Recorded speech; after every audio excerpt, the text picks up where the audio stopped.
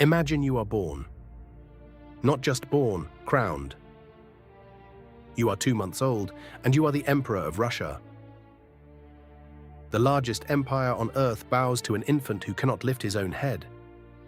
Your name is Ivan, and from this moment, your life is already over. Not because you will die young, though you will, but because the people who put that crown on your head will spend the next 23 years trying to make the world forget you ever existed. They will move you from prison to prison in the dark of night, wrapped in curtains so no one sees your face. They will tell your guards, if anyone comes for you, kill you first. They will erase your name from every document, every coin, every church record in the empire. And still, you will not disappear. Because Russia will remember that somewhere behind those walls, there is a man with a better claim to the throne than anyone sitting on it. This is the story of Ivan VI, Emperor of Russia for 13 months, prisoner for 22 years, and the most dangerous man in Russia who never knew why. To understand Ivan, you have to understand the world he was born into. Russia in 1740 was not a stable empire. It was a machine that ran on fear, and the fear in that particular year was about succession. Empress Anna of Russia was dying. She had no children. She had no clear heir. And the Russian nobility, the men who actually ran things, were terrified of what came next. So they looked around for an option, and they found one. Anna's niece had married a German duke and produced a son. The boy was 2 months old. His name was Ivan Anton Ulrich, and within days of his birth, he had been designated the future of Russia. On October the 17th, 1740, Empress Anna died. The next day, Ivan was proclaimed emperor. Think about what that means. He could not speak, he could not walk, he barely had control of his own hands. And somewhere in the Winter Palace, a 2-month-old infant lay in a gilded cradle while men in powdered wigs signed documents in his name, made war in his name, executed people in his name. His mother, Anna Leopoldovna, was named regent. His father, Duke Anton Ulrich, was given a military title with no actual power. His real guardian, the man who truly controlled everything, was a nobleman named Ernst Johann von Biron. Biron had been the favorite of the dead empress. He was calculating, ruthless, and completely focused on his own survival. He lasted 3 weeks. In November 1740, a palace coup removed Biron. Anna Leopoldovna took power directly. The infant emperor now had his mother as regent, which sounds more stable until you understand that his mother had no interest in politics, no talent for intrigue, and no awareness of just how many people were watching her son's throne with hungry eyes. 13 months. That is how long Ivan VI ruled Russia. And for all 13 of those months, he was an infant, lying in a cradle, entirely unaware that the empire bearing his name was already beginning to crack beneath him.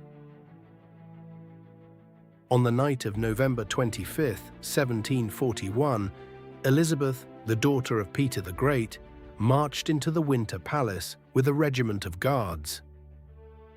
She arrested the regent, she arrested the duke, she arrested the entire court, and then she went to the nursery. Ivan was 14 months old, he was asleep. Elizabeth picked him up herself. Witnesses said she held him for a moment, looking at him. Then she handed him to one of her guards.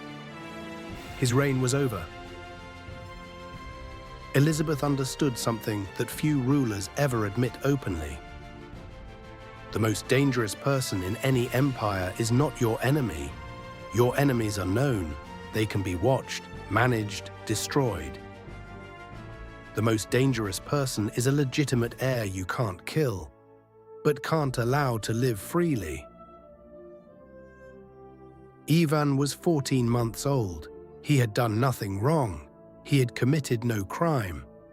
He was, by every legal standard, the rightful emperor of Russia, stripped of his throne by a woman who simply had more soldiers in the right place on the right night. If she killed him, she became a monster. If she released him, she created a rallying point for every faction that opposed her. So she did something worse. She erased him.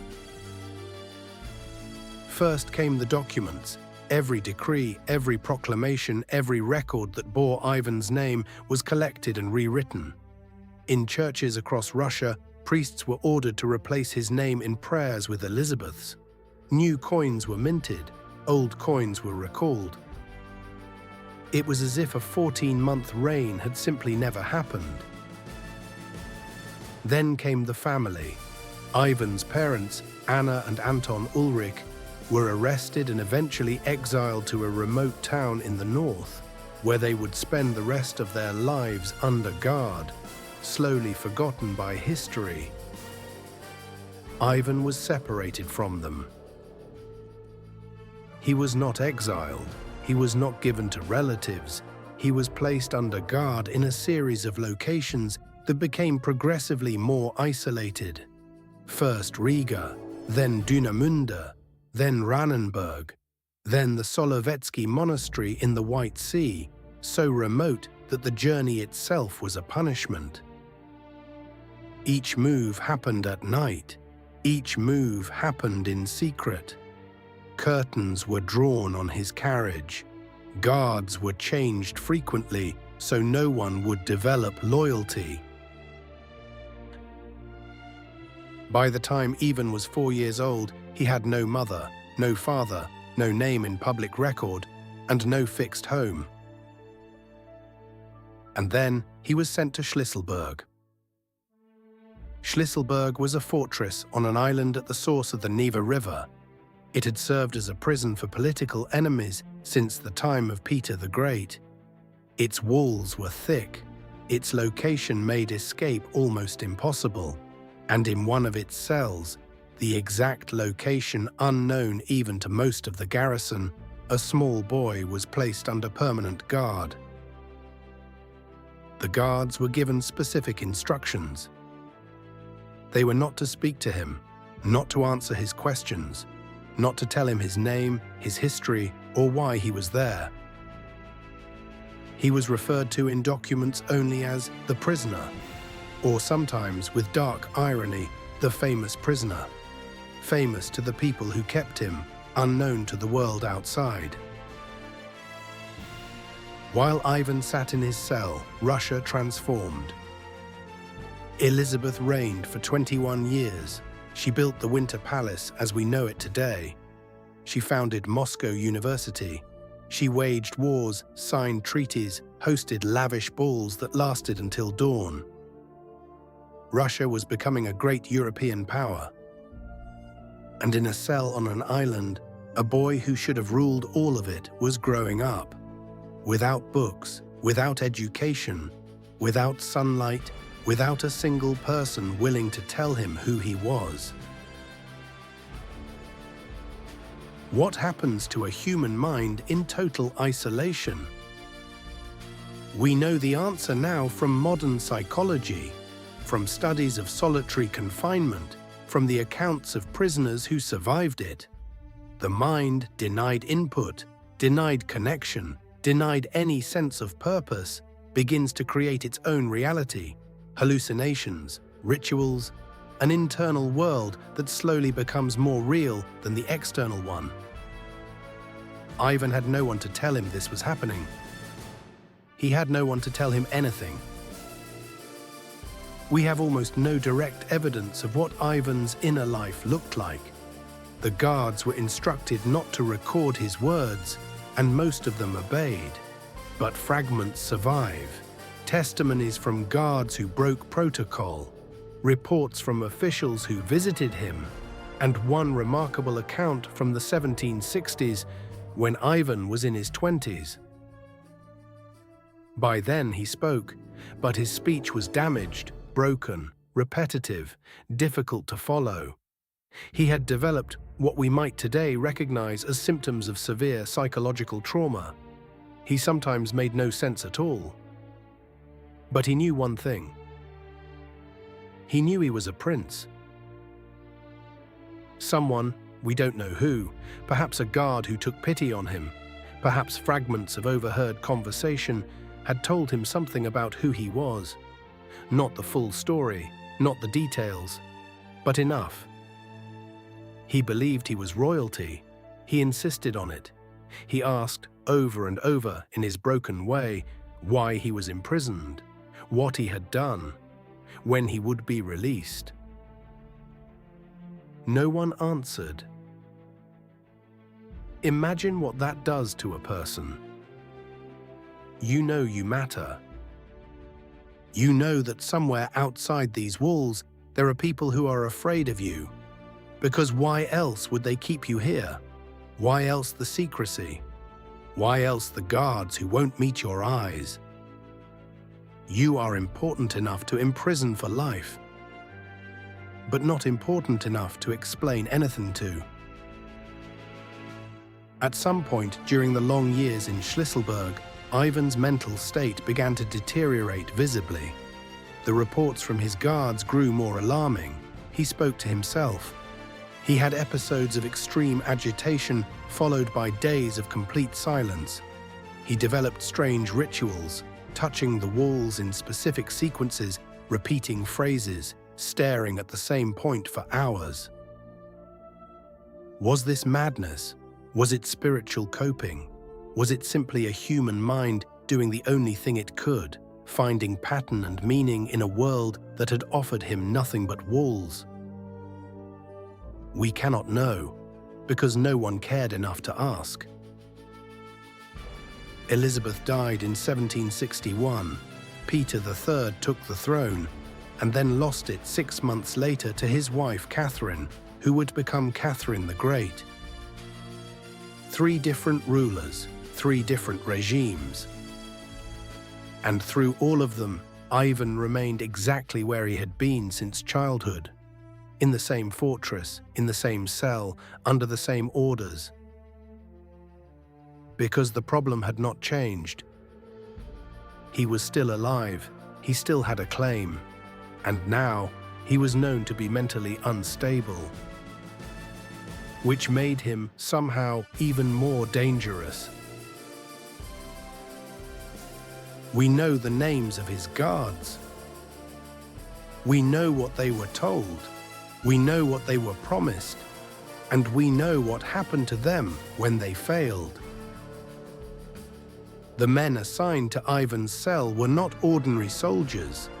They were selected for reliability, for their ability to follow orders without question, without conscience, without the kind of human curiosity that might lead them to speak to the prisoner. They were rotated regularly.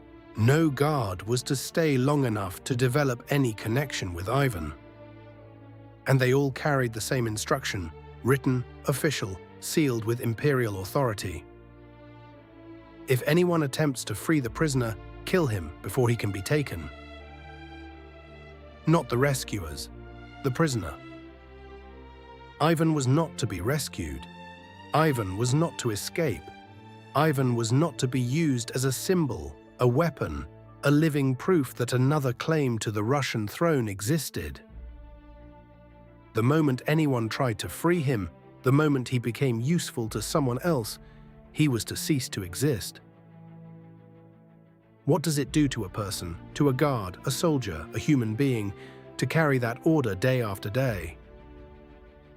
Some broke, not spectacularly, not with dramatic acts of conscience, just in small violations, a word exchanged, a question half answered, a moment of eye contact that lasted too long.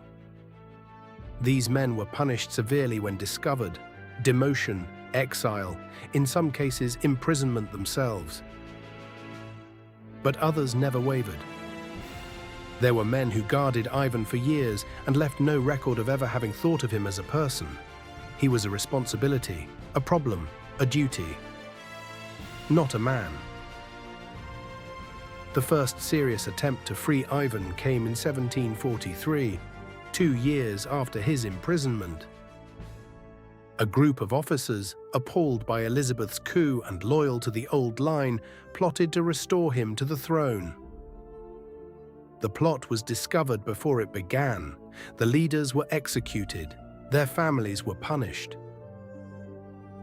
Ivan in his cell knew nothing about it. More attempts followed over the years. Whispered plans, half-formed conspiracies, individual officers who decided that the wrong person was on the throne and the right person was rotting in Schlüsselburg. None of them reached him. And each time a plot was discovered, the orders around Ivan grew stricter. Fewer guards, more isolation, the curtains drawn tighter. By the time Catherine came to power in 1762, the situation had become almost absurd in its severity. Ivan was 22 years old. He had been imprisoned for 21 of those years. He was, by all accounts, mentally damaged, barely coherent, unable to function as any kind of political symbol. And yet Catherine, the most powerful woman in Europe, the ruler of the largest empire on earth, was afraid of him. She visited him once, personally, traveled to Schlüsselburg to see with her own eyes what was left of the deposed emperor. We don't know exactly what she found, but we know what she decided afterward. The orders stood: if anyone comes for him, kill him first. His name was Vasily Mirovich. He was 24 years old, a junior officer at Schlüsselburg fortress, and he was furious. Not about Ivan specifically. Mirovich had his own grievances, a family disgraced in a previous political purge, a career that had stalled, a sense of burning injustice about the world in general. But then he learned about the prisoner. Not everyone who served at Schlüsselburg was kept in ignorance. The officers knew. They had to know, to understand why the orders were so extreme, and Mirovich, being ambitious and desperate and young, saw an opportunity. If he freed Ivan, if he put the rightful emperor back on the throne, everything would change. For Russia, for him. He spent months planning. He was not a sophisticated conspirator. He forged documents. He convinced a small number of soldiers that the orders to free Ivan were real, that Catherine herself had secretly authorized the release. It was an absurd plan, but desperation has its own logic. On the night of July 5th, 1764, Mirovich moved. He approached the section of the fortress where Ivan was held with a small group of soldiers. He presented his forged orders. He demanded access. Inside Ivan's cell, 2 guards, men named Vlasov and Chekin, heard the commotion outside the door. They had their orders. They did not hesitate. By the time Mirovich's soldiers broke through the door, Ivan was already dead. He was 23 years old. Mirovich surrendered immediately. He seemed genuinely shocked, as if some part of him had never truly believed this outcome was possible. He was arrested, tried and executed in St. Petersburg 2 months later. The crowd that gathered for his execution was, by accounts, unusually large. Not because they loved him, but because everyone understood, without it being stated, what his death was really about. It was the final punctuation on Ivan's story. Not only was the prisoner dead, but the man who tried to save him was publicly destroyed. The message was complete. Ivan had never existed, and the attempt to make him exist again had ended in blood. But here is the question that stays with you. What did Ivan know in those final minutes? Did he understand what was happening? Did he hear the commotion and feel, for the first time in his life, something like hope? Did he think, finally, someone has come for me? We will never know what he thought. We know only that the last thing that happened to Ivan VI, the boy who was emperor before he could speak, was that the people meant to protect him killed him to prevent his freedom. Catherine the Great's reign lasted 34 years after Ivan's death. It is one of the most celebrated reigns in Russian history. She expanded the empire. She corresponded with Voltaire. She modernized the legal system. She patronized the arts on a scale that transformed St. Petersburg into one of the great cultural capitals of Europe. She was brilliant. She was ruthless, and she spent those 34 years knowing that she had given the order that ended Ivan's life. She never spoke of it publicly, she never acknowledged it. In her memoirs, which are extraordinarily candid about almost everything else, Ivan is barely mentioned. The erasure continued even after there was no longer anything left to erase. Ivan's guards, Vlasov and Chekin, the men who killed him, were rewarded, promoted, given lands. They had followed their orders perfectly, and the empire thanked them for it. Mirovich was executed, and his name became a synonym for foolish rebellion. And Ivan himself was buried quietly, without ceremony, without a marker. The exact location of his grave is disputed even today. The boy who was Emperor of Russia was buried like a prisoner. Because that is what he had been in the end. Not an emperor, not a prince, just a prisoner. For 22 of his 23 years. There is a particular kind of tragedy in Ivan's story that goes beyond the cruelty of his imprisonment. It is the tragedy of irrelevance. Ivan never made a decision that mattered. He never spoke words that changed anything. He never loved anyone, built anything, destroyed anything, wrote anything. He existed.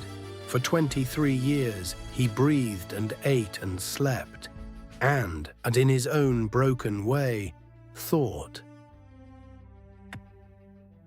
And the entire empire around him was organized around one single goal: making sure that existence had no consequences. The saddest thing about Ivan VI is not that he suffered. Many people in history suffered more dramatically, more visibly, with greater awareness of their own tragedy. The saddest thing is that he suffered completely alone. Without anyone to witness it, without anyone to record it, without anyone who could look at him and say, "I see you. I know what happened to you.